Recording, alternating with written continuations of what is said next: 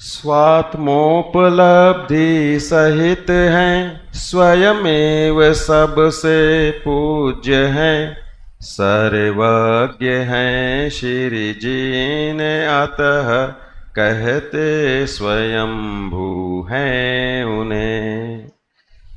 दो ही विशेषण मुख्य रूप से चलेंगे मेरे विवेचन में। अभी शुद्धोपयोग की चर्चा हुई। चौथे गुणस्थान का शुद्धोपयोग एक कषाय चौकड़ी के अभाव वाला, पांचवे वाला दो कषाय चौकड़ी के अभाव वाला, चौथे गुणस्थान वाला सामायिक काल में हो और पांचवे वाला घूमता फिरता हो तो भी सुख का अनुभव उस पांचवे वाले को विशेष, छठवे वाले को और गहराई आ गई, तीन कषाय चौकड़ी का अभाव। और फिर बाद में करना है ध्यान। ध्यान का भी वर्णन यहां पर जयसेन आचार्य जी ने कोट किया और उस शुद्धोपयोग की बात की कि भाई श्रेणी में जो चढ़ गया है तो उसकी तीन कषाय चौकड़ी अभाव, और फिर बाद में चौथी कषाय चौकड़ी का अभाव होगा। श्रेणी में चढ़ते समय पृथकत्व, वितर्क, विचार, और फिर 12वें गुणस्थान में एकत्व, वितर्क, अविचार, ये नाम कोट किए।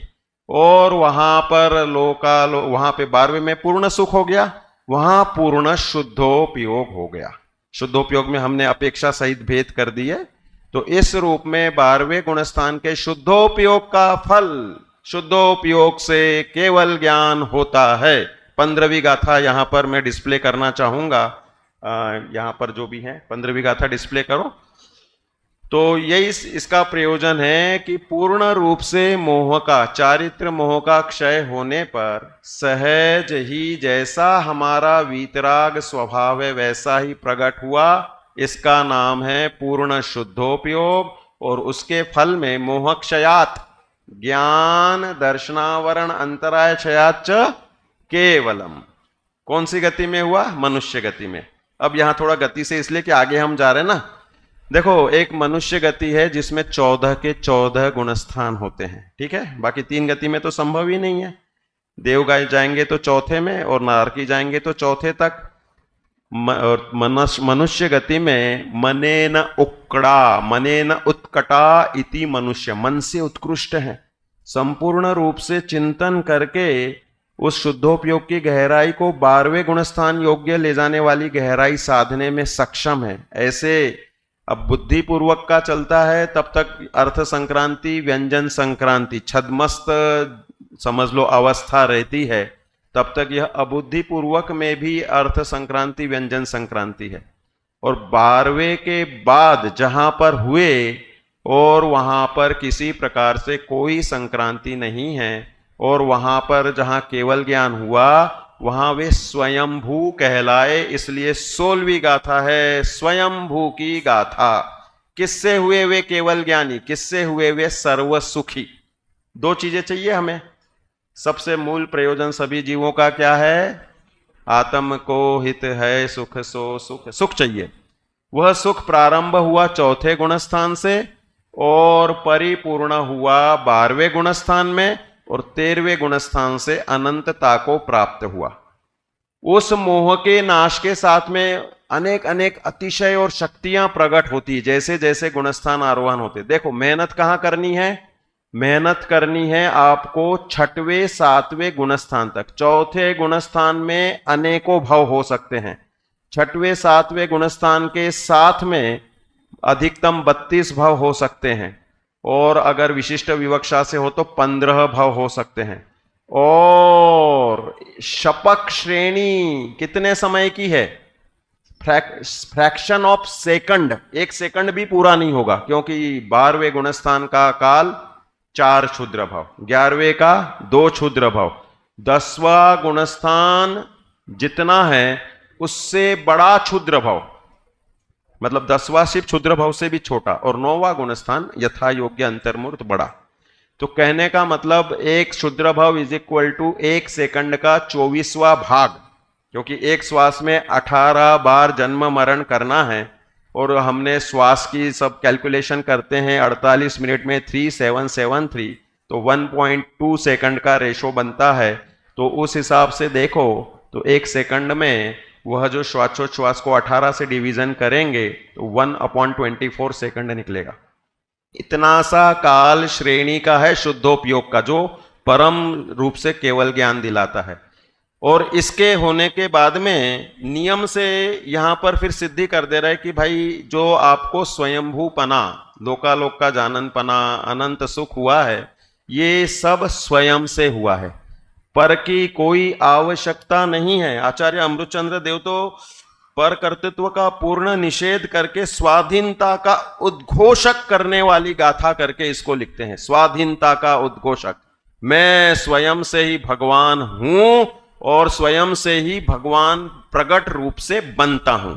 पारिणामिक भाव और पारिणामिक भाव के आश्रय से शायिक भाव, इस रूप से देखा जाए तो शुद्धात्म स्वभाव की प्राप्ति के लिए सामग्री खोजने की आकुलता से या परतंत्र होने की आवश्यकता नहीं है, ऐसा दृढ़ निश्चय आचार्य अमृतचंद्र देव ने दिया।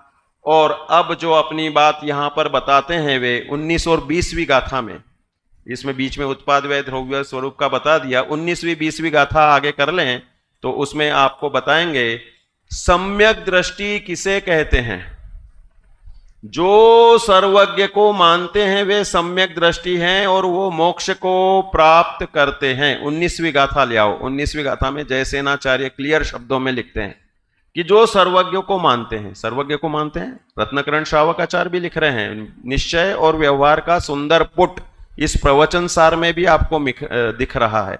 तो उसमें क्लियर बताते हैं कि भाई जैसे अपन उसमें श्रद्धानम परमार्थानाम आप्तागम तपोभृताम त्रिमूढ़ापोढ़मष्टांगम सम्यक दर्शनमस्मयम, उसमें भी सच्चे देव शास्त्र गुरु लिया और यहां पर लिख रहे सर्वज्ञ को जो मानते हैं उन्हें सर्वज्ञ वह वास्तव में वे मोक्ष को प्राप्त करते हैं। ये मूल जयसेनाचार्य की टीका में है। और इसमें आपके सामने गाथा आ गई कि जिनके नियम से घाती कर्म का नाश हो गया वे नियम से ज्ञान और सौख्य रूप परिणमते। हमें दोनों का प्रयोजन है, ज्ञान और सुख।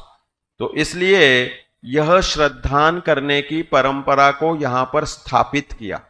और जयसेनाचार्य की टीका से मुख्यता से कहा जाए तो यही बीज बाद में, जैसे इन्होंने भी आगे की कुछ गाथाएं कोट की थी, मैं भी करना चाहता हूं कि भाई आगे ये प्रवचन सार में 62वीं गाथा में भव्य और अभव्य के लक्षण दे रहे हैं।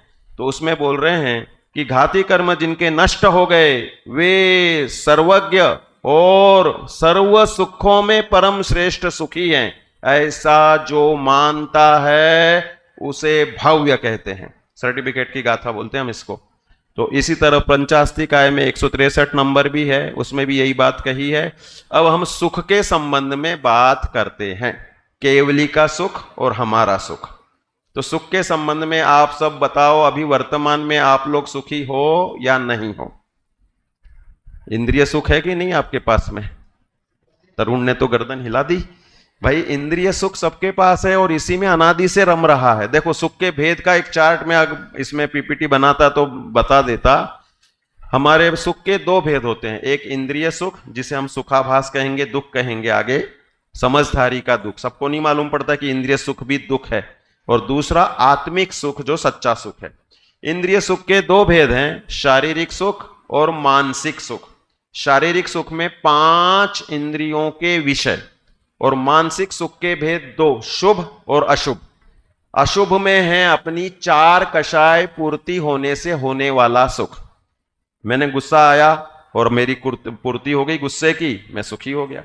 मुझे मान चाहिए था, आपने ऊपर बिठा दिया, मेरी मान की पुष्टि हो गई, मैं सुखी हो गया। ये कौन सा सुख है? अशुभ मानसिक सुख। मानसिक सुख यही है ना, मैंने ये सोचा था कि भाई मुझे सब लोग जय जिनेंद्र बोले, सबने बोल दिया, आदर दे दिया।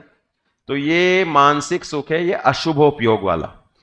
इसे हम कहते हैं तीव्र कषाय जनित सुख। और दूसरा होता है शुभ मानसिक सुख। कौन सा? दया, दान, शील, व्रत, भक्ति, पूजा, स्वाध्याय, जितने भी संकल्प जो शुभ भाव सहित हैं और उस रूप परिणमन है, वो कहलाएगा अपना शुभ या मंद कषाय जन्य मानसिक सुख। भाई माता का पेट पुत्र व्यवस्थित भोजन कर लेता है तो माता का पेट भर जाता है या उसे मन में सुखी होना होता है। ये अशुभोपयोग वाला सुख है, ठीक है ना। और अभी 1 मिनट में पूरा हो रहा है अपना।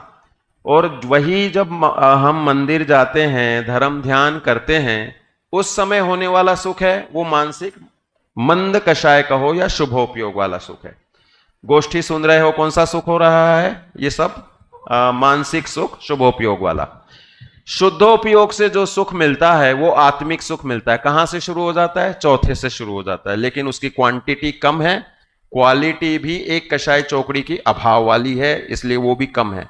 और जैसे जैसे भूमिका बढ़ती है तो इसमें दिया कि जिन्होंने प्रक्षीण घाती कर्म, वो लिखा ना पहले इसमें, घाती कर्मों का नाश कर दिया, ऐसा शुद्धोपयोग पाया, उसके फल में वे सर्वज्ञ और स्वयंभू बने और अनंत सुख के धनी बन गए।